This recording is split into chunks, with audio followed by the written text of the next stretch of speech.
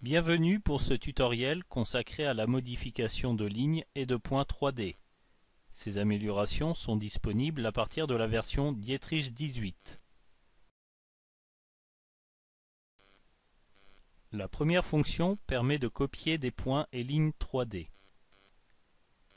Après avoir appelé la fonction, les éléments de dessin peuvent être choisis à l'aide des modes de sélection habituels. Le choix est validé par clic gauche et on effectue un clic droit pour quitter la sélection. Dans la boîte de dialogue, le nombre de copies peut être modifié. On choisit alors un point d'accroche qui va servir à positionner les éléments copiés. Ceux-ci sont accrochés au curseur et permettent d'avoir un aperçu du résultat à l'endroit où l'on se positionne.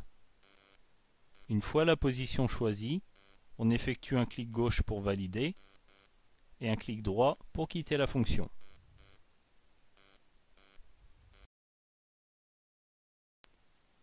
Deux fonctions permettent d'effectuer une copie par rotation. La première génère une copie autour de l'axe Z. On sélectionne les éléments de dessin qui doivent être copiés, puis l'on choisit un point situé sur l'axe de rotation. Dans la boîte de dialogue, le nombre de copies, l'angle de rotation et la hauteur entre les copies peuvent être renseignés. Si la rotation n'est pas effectuée dans le bon sens, le clic droit souris permet de corriger le sens de rotation. Il ne reste plus qu'à valider le positionnement par un clic gauche, puis un clic droit pour quitter la fonction. La seconde fonction est utilisée dans les autres cas.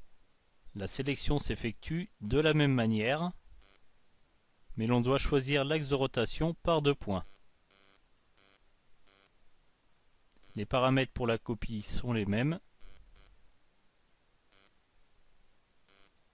et l'on peut modifier également le sens de rotation si cela s'avère nécessaire.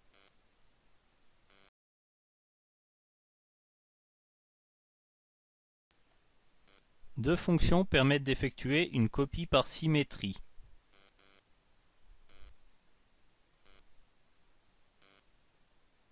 La seule différence entre ces deux fonctions réside dans l'orientation du plan de symétrie.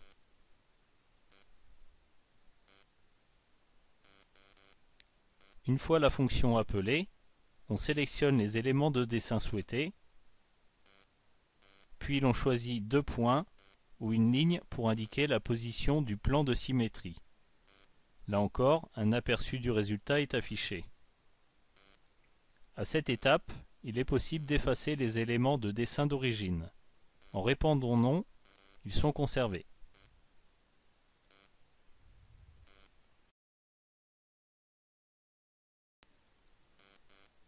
Les points et lignes peuvent être déplacés en utilisant la fonction translater point-ligne.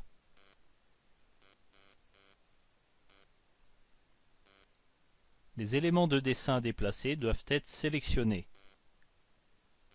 On choisit alors un point d'accroche qui va servir à positionner les éléments de dessin. Et l'on choisit le point d'arrivée. Il existe d'autres alternatives au déplacement graphique. Par exemple, après avoir choisi le point d'accroche, on peut utiliser les flèches de direction pour indiquer le sens du déplacement. Dans la boîte de dialogue, il ne reste plus qu'à indiquer la valeur du déplacement.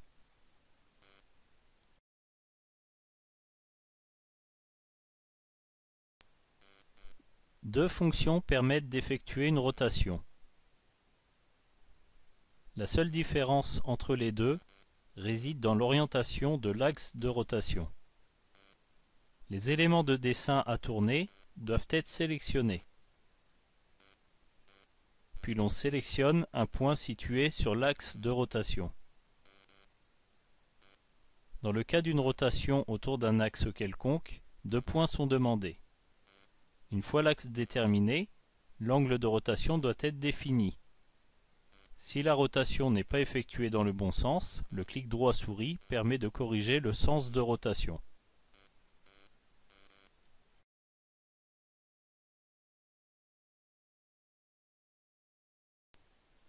La fonction modifier.ligne permet de modifier les caractéristiques des éléments de dessin.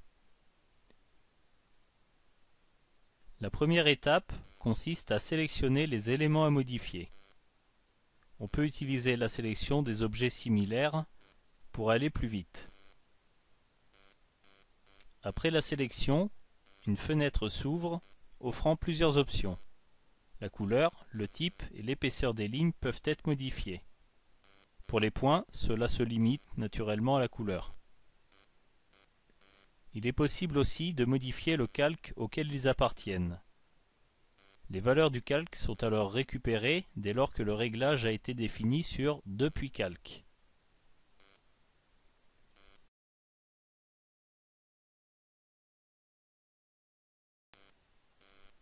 Une fonction spécifique supprime les points et les lignes. Ainsi, les autres objets ne peuvent pas être effacés, même s'ils se trouvent dans le cadre de sélection. La suppression est immédiate après avoir validé la sélection.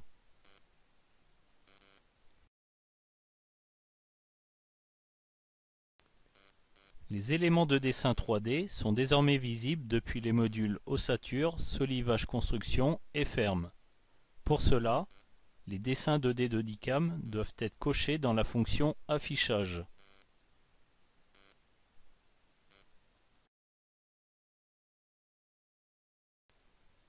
Merci d'avoir visionné ce tutoriel et à bientôt pour de prochaines vidéos.